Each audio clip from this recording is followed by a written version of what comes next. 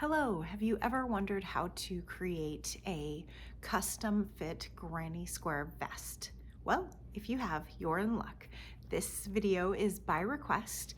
I'm going to talk about how I made mine. However, I don't have a pattern for this, and it's not a tutorial per se. It's just gonna talk through all the steps that I took to make mine, and I wrote down the exact counts that I used in case that is a good starting place for you. That's usually what I find most useful about other people's tutorials, is that they give me a starting point and then I can adjust from there.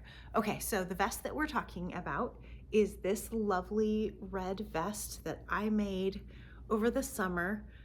It's really quite simple. The back is this is the back right here. You can see the back part has a little less coverage, and the front has a little more coverage. That is for two reasons. One, I need a little more coverage in the front. Some of us have fuller chests, and I'm one of those, so I needed the extra coverage in the front. But also, I was playing yarn chicken the entire time with this. So there's a bit of a backstory for the yarn, which I'm gonna give briefly, and then I'll jump into how I made it. I got a call from my ex, and he said, weirdest call I've possibly ever gotten, but he said, "Hey, I'm at Joann's and everything's 90% off. Do you need any yarn?" Yes, I of course need yarn, and where has this been the last 20 years? I digress. So he showed me on his camera or on his phone a couple of different options, and I saw this really lovely bright red, which is this, and it was Draper James merino wool, and I was so excited because I love Draper James stuff. That is Reese Witherspoon's brand, and she just has really a classic style, and it's merino. Who doesn't love a good wool? So he purchased the rest of what was there, which was 5 skeins. So I had my doubts about whether I would even be able to have enough with 5 skeins to cover myself. So anywhere I felt like I could not add fabric, I chose not to, which in this case was the back. Like I wanted the coverage on the front, but I didn't necessarily need more than just a straight shape in the back. So keep that in mind with the way that I approached this. You may want more coverage in the back. So it's all very customizable. Okay, I'm gonna grab my notes. I write my notes right on the whiteboard here. Okay, so to start out, I knew I wanted to do a raglan style vest, which is basically all of your, try showing this a little better. In the raglan style, this is the opening. All of the increases are on the corners. So there's an increase corner in the front and the back, front and back. And you can see that on here, all of the increases. I still haven't even woven in the ends. I just wore it as is. How crazy. So you can see there's increases all the way along in the round until I get to the end till I got to where I wanted the shoulder width.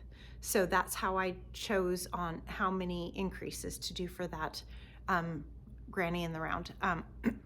Okay, so numbers. I have a total of 22 granny clusters. So I start with a chain of 66 chains. And then I literally, this entire process, I put it over my head to make sure it was exact comfy, not too much give, not too little give. So 66 chains is what I did for that foundation row. And then I did a total of 22 granny clusters. And those were broken up into 4 granny clusters on the shoulder. So 4 here, and then 7 on the front and the back, and then 4 on the side on this side. So it's basically just start with your 4. This is how I did it. I did 4 granny clusters. So every 2 skip, you do your first granny square cluster, then you skip 2 on your chain, go to your next granny cluster, and you do that for 4 clusters, and then you chain 2. you're basically making a corner like you do for any old granny square, where you chain 2 in the granny square. You're doing that for your entire raglan series. So you're doing that same increase that you see in a blanket, but just for these 4 corners. So 4 clusters, chain 2, 7 clusters, chain 2, 4 clusters, chain 2, 7 clusters, chain and join. And then that should increase all the way around every round until I got to, let's see, how many did I do? I did 7 rows total. So 7 rows increasing every row. So yeah, 7 rows in the round. And once I got to the 7 rows in the round, then I stopped and started working on the front. And then I started going back and forth. So here's where we would be if we were looking at this brand new and I hadn't made it. This is where I got to, 7 rows in the round. So 1, 2, 3, 4, 5, 6, 7. And that is my last row in the round. And then when I start my next row, I am just doing a straight back and forth granny stitch. So all the way across, just a straight up granny stitch until I get to this side. And you know, it doesn't quite fit perfectly when you do a granny in the edge, but that's okay because I wanted to increase it. I wanted to increase it to cover my bust. So from that point on, I basically increased. That first row was just keeping it straight, but the next row on, I increased in the corner all the way along, as you can see right here on both sides. So I increased it by putting it into this little tiny, into this last chain for every single one. Normally if you wanted to keep it straight, you would do what was done here, which is, you know, just your normal chain 2, but I wanted to increase it. So I did the actual extra stitch on the edge all the way to the armpit for the front on both sides. So I'm increasing by 2, 1 on each side, all the way down to the armpit. So in my case, that was a total of 11 rows. So the first row was just straight, and then every single row after that was increased. So total of 12 rows between the rows in the round and then down to the armpit. And I put my armpit a little lower. My intention, I'm a person who was always going to wear something under this. So my intention was always to have clothing under this. I didn't want the armpit to be good and tight as I would if I were wearing this as a vest by itself. Like I wouldn't want a bra to show underneath it if I were wearing it by itself. So I would kind of pull those armpits up a little. I would have done less rows there, but that wasn't the case here. I knew I'd be wearing something under it. So I just was good with a bigger arm hole because I wanted lots of space. And again, I was playing yarn chicken, so anywhere I could make a little more space and use a little less yarn, that was a goal. Okay, so that is how I did the front. So I did that for a total from the rounds to the armpit is 12 rows. The first row was just straight into the round row, and then every one after that was an increase.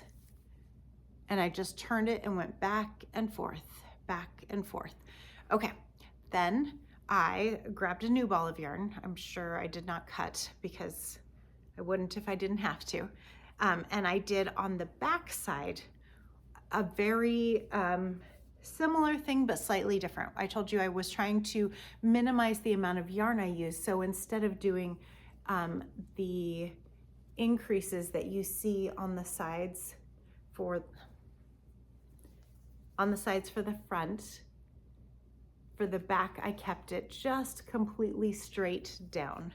So this one, I did in fact do the this is my first row past the raglan. So I went ahead and did a cluster into that space.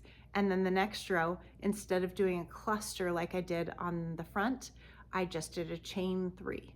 And then every other row all the way down, I kept the same number of rows front and back so that when I matched them, I'd be at the same, because it was going back and forth, I wanted it to be the same wherever I came to join them. So 12 rows total for the back. 9 of those rows were straight down. So if we look at it here, we get 1, 2, 3, 4, 5, 6, 7, 8, 9. And then I did feel like I needed some increasing in the back so that it would pull it nicely into the armpit. So I did 3 rows, 1, 2, 3, and you can see the difference where these rows, there's just a chain and I try to keep it straight on this until I get to here. And then I do 1, 2, 3 rows of increasing on both sides. So every time I say increasing, it was on both sides of the back or of the front. Okay, then I joined them together and started to go in a round. So the joining together, that turned out to be a slightly ugly baby because I just made this up. So there's maybe better, more neat ways to do this. Let's just start with that right there. And if you find one, more power to you. Maybe share with me so that I can make one of these without this join being quite as, I don't know, an ugly baby. Okay, so I'm gonna turn it upside down because that's really how we were doing the work. So you can see I come to the end of this row where I've joined it, and then I need to start going in around. So what I did was I chained 3 and then I did a cluster. And so basically what I've done is increase to join them. I've done an increase on each side just for that first row. So you can see there's these two kind of are a bit of a stretch, and then this one is the first cluster, and then I just kept going. And when you look at this, you can see where I turned and walked up the row. Right here, you can see that line of slightly different stitches because that's where I had to chain 3 to get to the next row.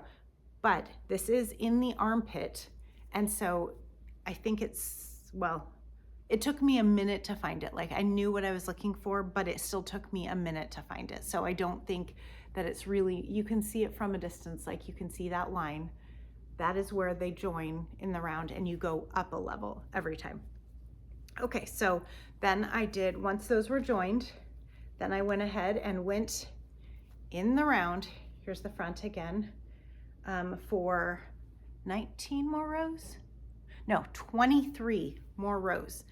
And I would have liked it a row or 2 longer, but I was playing yarn chicken, and that's as good as I got. And then I finished it off with a single crochet on the bottom.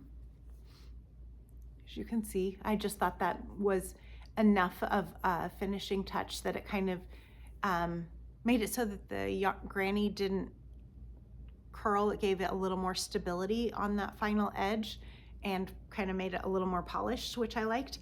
And then I did the same thing, a single crochet for the top edge. And I really liked how this one came out. The thing that I did special on this top edge is, you know, we went, so if we're thinking about our foundation, which was a chain, we skipped 2 stitches, and then we did 3 cluster of 3 double crochets in 1 stitch, then skip 2, then cluster. So we did that all the way around. And when I was doing the border